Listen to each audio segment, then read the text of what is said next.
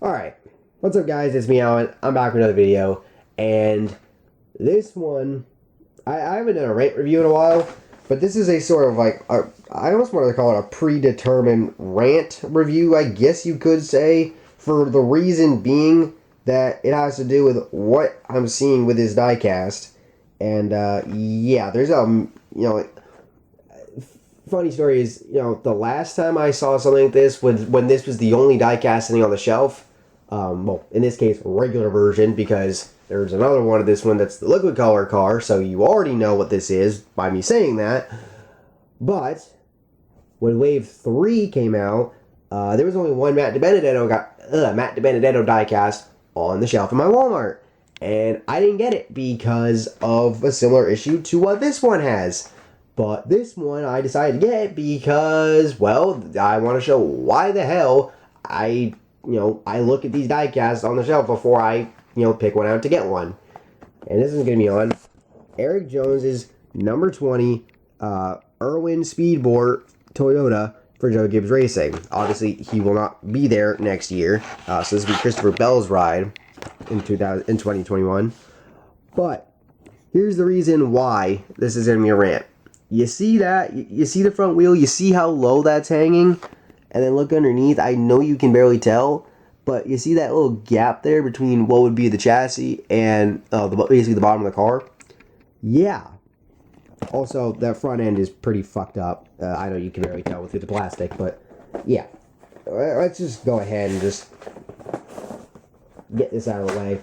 If you saw the double Bubba Wallace review from Wave 7 of last year, then you know exactly what this issue is. But if you don't, you're in for one heck of a review.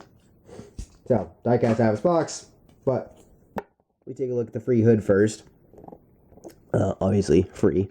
Something on the freaking hood there. Get that off of there. Come on. It almost looks like it's a little off to the left, but, not off to the left, off to the right a little bit, but regardless, that's the hood. So now, we get on to the diecast. Alright, well, it works, thank God, but, yeah, you see that wobble?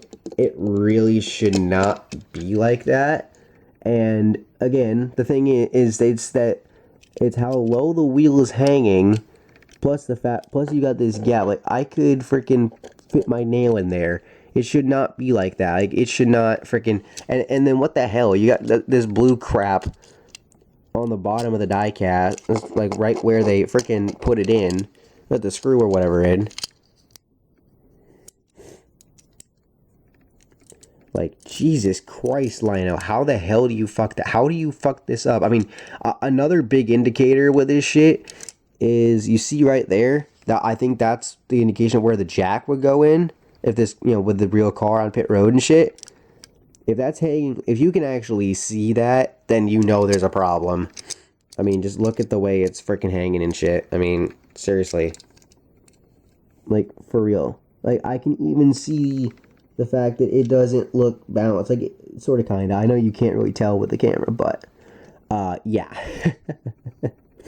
Like, the wheel is hanging and everything, and it's just, I mean, this isn't a full-blown rant, but this is just another reason why I always look at the diecast through the packaging on the shelf before I freaking get one, because, I don't want another situation like with the Bubba Wallace car, where I have to go back and buy a second one to replace the first one because the first one doesn't actually work. And again, freaking wobbly as hell.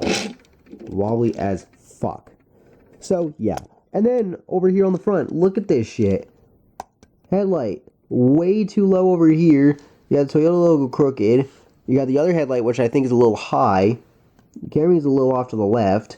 I mean, Jesus, Lionel, like, come on. I should be a little more enthusiastic with this, but I'm trying. I think the Irwin Speedboard, I think, is correct, but I almost think it's a little off to the left. I can't really tell, but, like, it's there, and, yeah.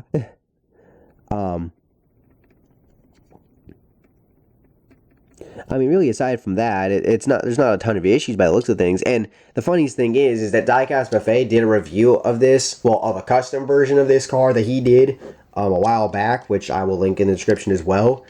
And now we, because it got DNP'd. Well, now we have it. The physical version. The real thing. You got the Irwin on the back, which is crooked. Go figure. Again, Lionel. Irwin on the deck lid. Paint chip there. Paint chip down here. And the 20 on the hood is just a little diagonal. So yeah. Again, like I said, I mean, it's not the famous, working chassis, but it's wobbly as fuck, and it shouldn't be like that. Like, you should be able to have that axle straight as a fucking arrow in the car and not have this gap in here.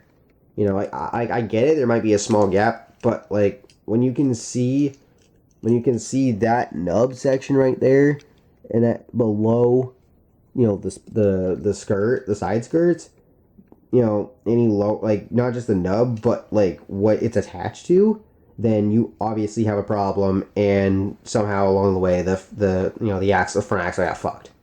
With the chassis and shit. Because, like, it looks relatively accurate on the right side, but on the left side, you can see that gap, and it shouldn't be that, it shouldn't be like that.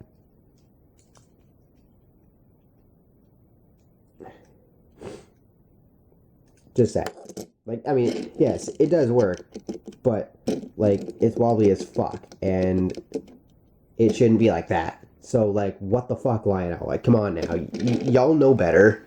Like, you guys, you know better. But, hey, can't complain when, it is an exclusive, and we have it, we now have we got an Authentics, so obviously Authentics Lionel quality, but still, like, Diecast. Please, don't fuck it up. So, yeah. Thank y'all for watching. Hope y'all enjoyed. And if you did, please drop a like and subscribe for more content like this, and I will see you all in the next video. Peace.